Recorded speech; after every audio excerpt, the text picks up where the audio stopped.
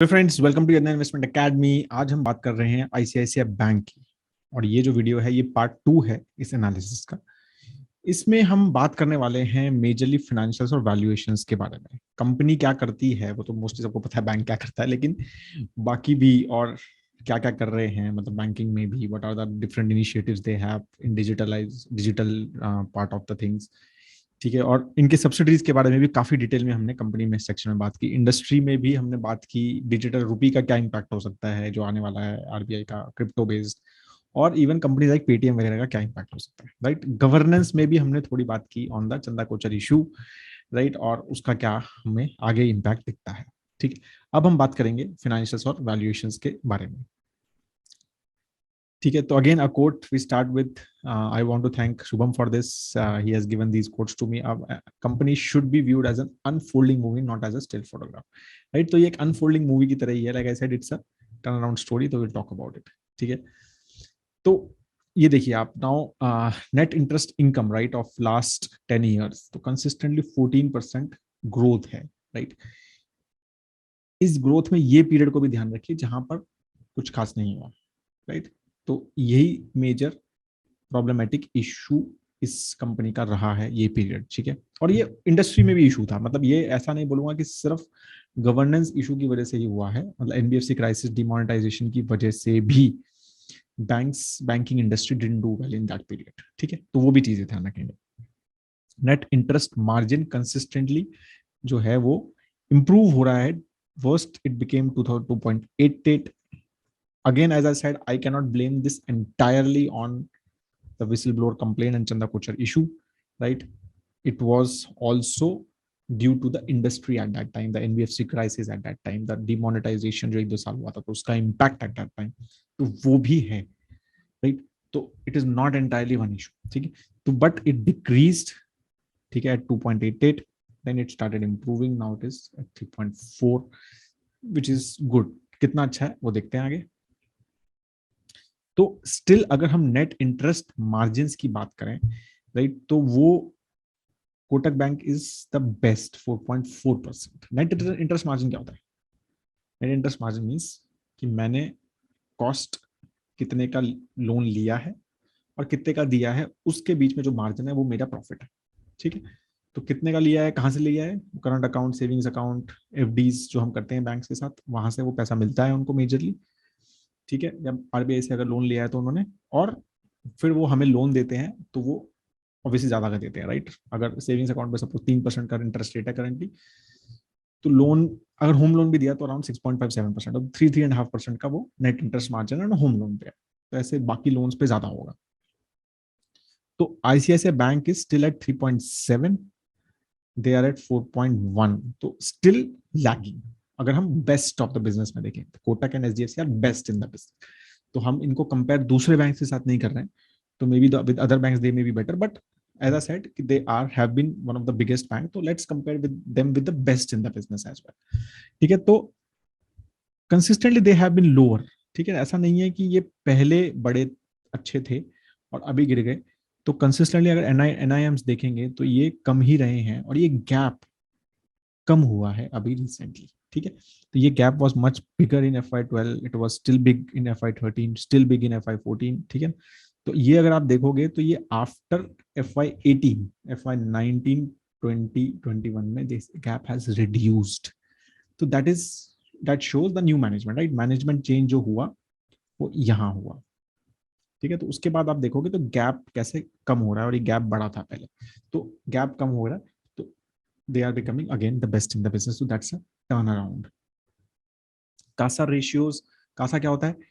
Current account, savings account, right. कितना percent जो है इनका जो डिपॉजिट मतलब आता है, आ, वो कासा से आता है, मतलब करंट अकाउंट सेविंग्स अकाउंट से कितना परसेंट इनके जो डिपॉजिट्स हैं वो ये है, राइट। बाकी एफडीज वगैरह वो अलग।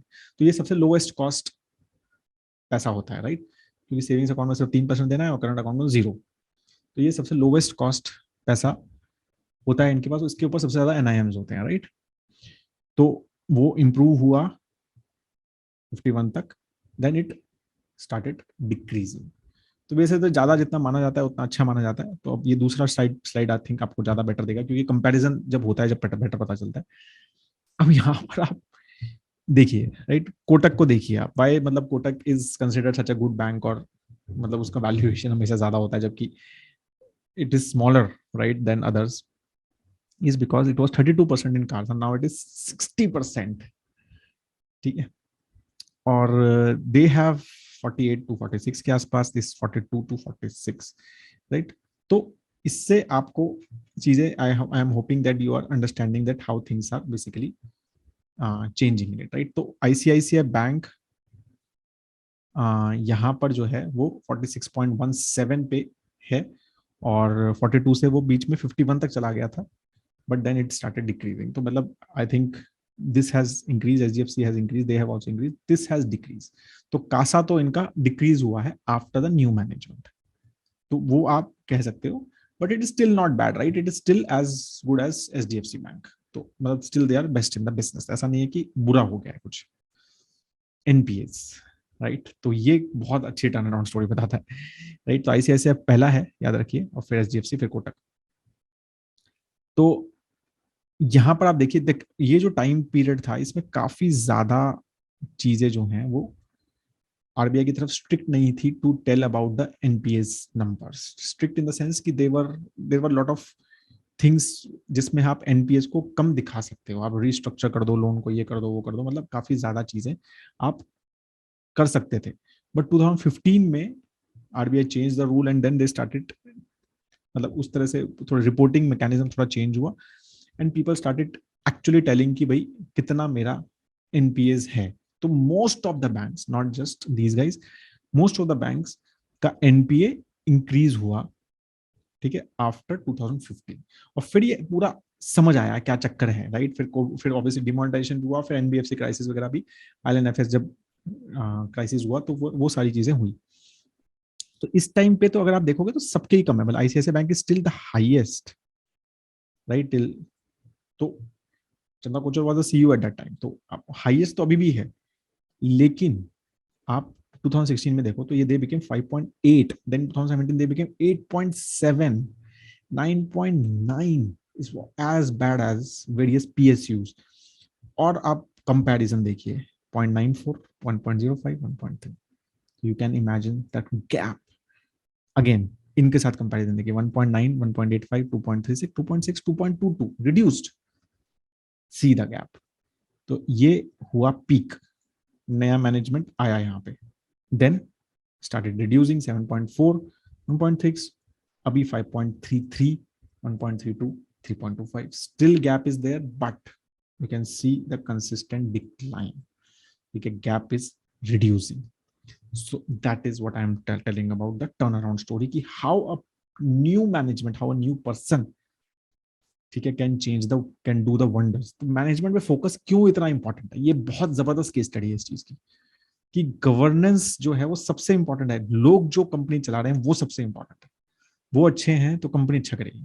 तो यहाँ पर आप देख सकते हैं, फिर नेट एनपीए, ये तो ग्रॉस एनपीए था, राइट, फिर नेट एनपीए भी वैसा ही है, राइट, 5 पॉइंट, वो सेम ही चार्ट है, तो वेरी सिमिलर, ठीक है। अब देखोगे तो net NPA is actually very close to Kotak, right. Still obviously HDFC bank तो अलग ही क्लास में है वहां पे, but they are still very manageable, ठीक है। It increase till 5.5, it is very very scary, ठीक है। तो ये चीज आप समझिए, तो इसीलिए जो इशू था वो इतना बड़ा हो गया था।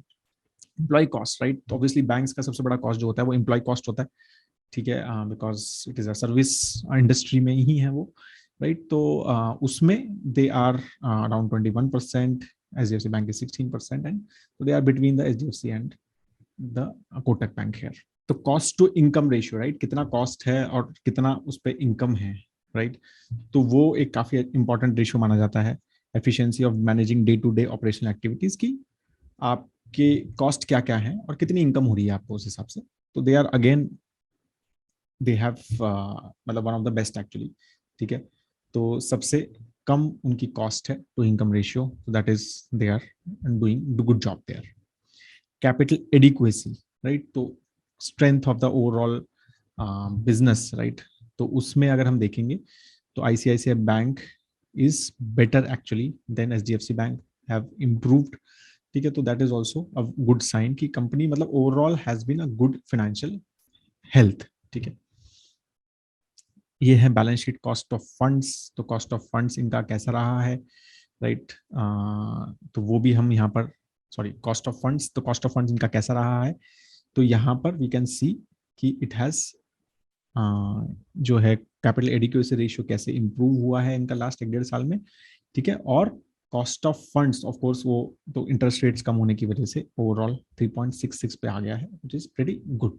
ठीक है, जो इनको कॉस्ट पड़ती है फंड्स को रेज करने में वो सिर्फ 3.66% पे है.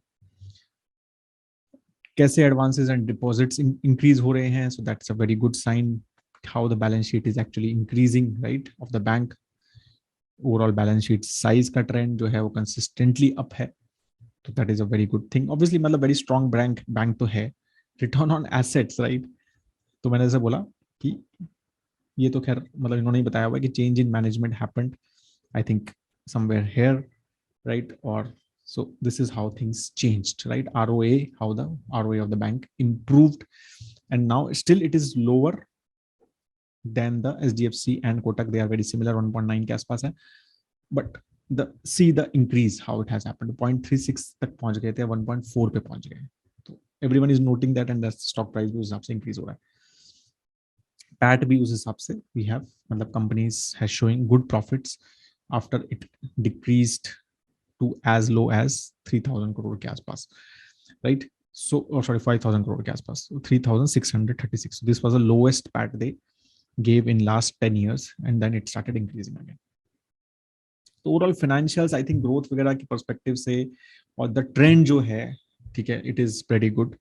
एंड ओवरऑल कैगर भी, और मैंने जैसे बोला बहुत स्ट्रॉन्ग बैंक है with very big brand name as well, तो वो सब चीजें तो मुझे लगता नहीं है कि कुछ भी इशू है, right? And the growths also suggest that, right? Even though the issue was there, right, but because of the strength of the bank, still it was overall growing. And क्या कहते हैं, as I said कि double engine growth है, तो sector growth and the shift from the PSU to private. Valuation discuss कर लेते हैं, right? तो again Warren Buffett का one more quote, it's far better to buy a wonderful company at a fair price than a fair company at a wonderful price, right? So as obviously the stock price will also react to the issues. तो ये जब चंदा कोचर के खिलाफ first complain हुआ था तो stock price dipped, ठीक है, देन इट इम्प्रूव्ड, राइट. फिर वो मतलब ऑब्वियसली तो फिर ये पैंडेमिक में तो जबरदस्त डिक्रीज हुआ था, and then after that the stock price has done very well. It actually touched almost 700-800 के आसपास का price. It was phenomenal considering अगर हम उसका पास्ट हिस्ट्री देखें तो.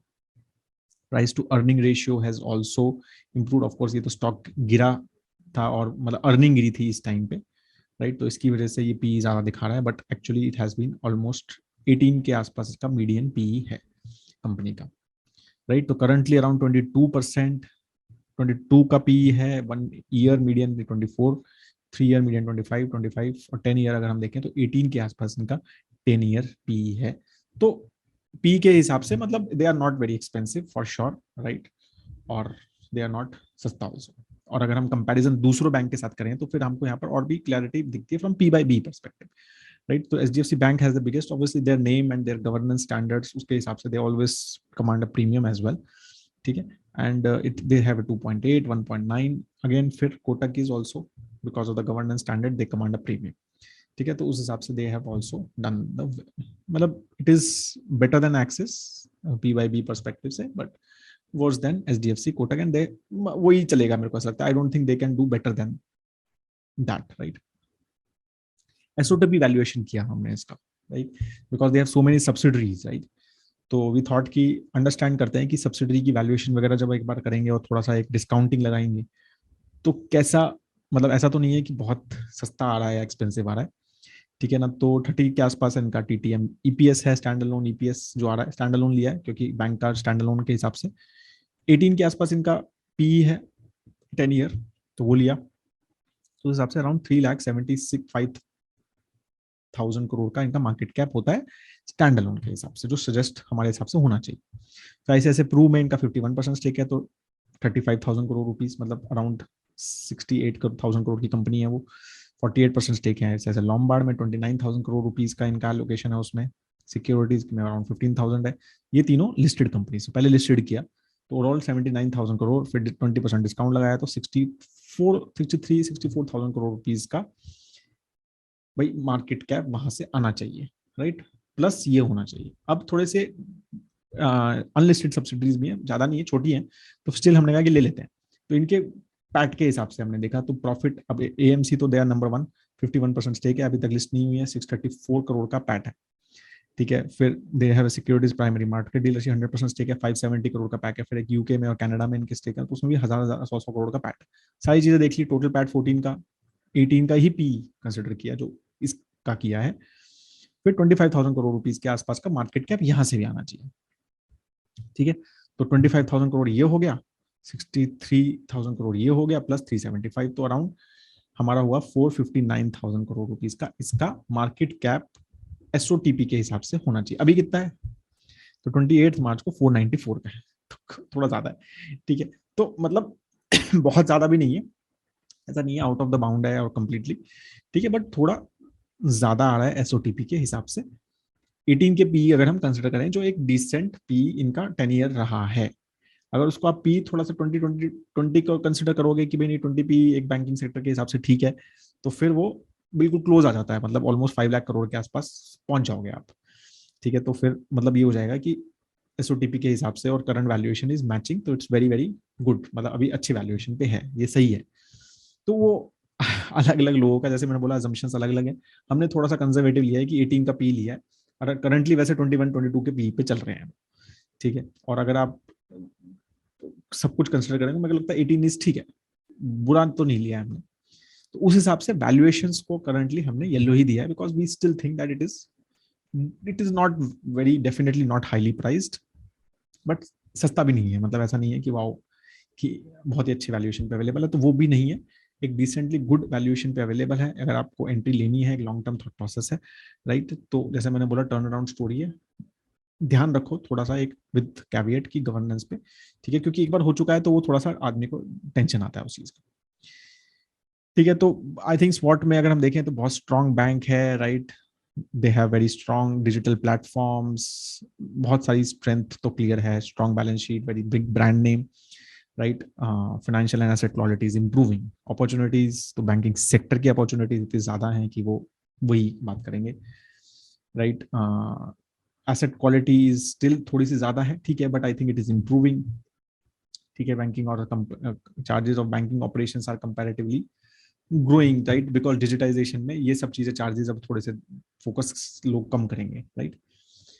डिजिटल ऐप वगैरह गो डाउन एंड लीडिंग, तो वो तो ठीक है, वो तो मतलब बट वही है, मतलब are they as good as अगर हम गूगल पे और पेटीएम वगैरह से बात कंपेयर करें तो उसमें थोड़ी सी वीकनेस मान सकते हो आप, मतलब इट इज ऑब्वियसली, मतलब मैं खुद ऐप यूज करता हूँ तो I don't think it is as good app as may be Google Pay और फोन पे और पेटीएम, ठीक है। तो वो वीकनेस हम यहाँ पर मान सकते हैं कि टेक वीकनेस है, और इंटेंस कंपटीशन तो है ही लार्ज प्राइवेट प्लेयर्स से, एचडीएफसी बैंक, एक्सिस बैंक, सब इस पे है। New age take platform business threat, जैसे मैंने बताया, क्रिप्टो करेंसी डिजिटल रूपी can also create a headwind, तो मतलब उनका कुछ कॉस्ट वगैरह रिड्यूस हो सकता है, जो ट्रांजेक्शन प्राइसेस वगैरह कुछ मिलते हैं इनको, वो थोड़ा सा इम्पैक्ट हो सकता है। Efficient NBFC like Bajaj finance can also give intense competition to the banking sector, वो दे ही रहे हैं I think, at least in the consumer finance and all these folks, वो भी एंटर कर रहे हैं इसलिए, तो वहां पर भी कंपटीशन तो मतलब major threat is the competition, right, plus the digital rupee which still people are don't know कि क्या रोल प्ले करेगा, पॉजिटिव रहेगा या नेगेटिव रहेगा। That is all I have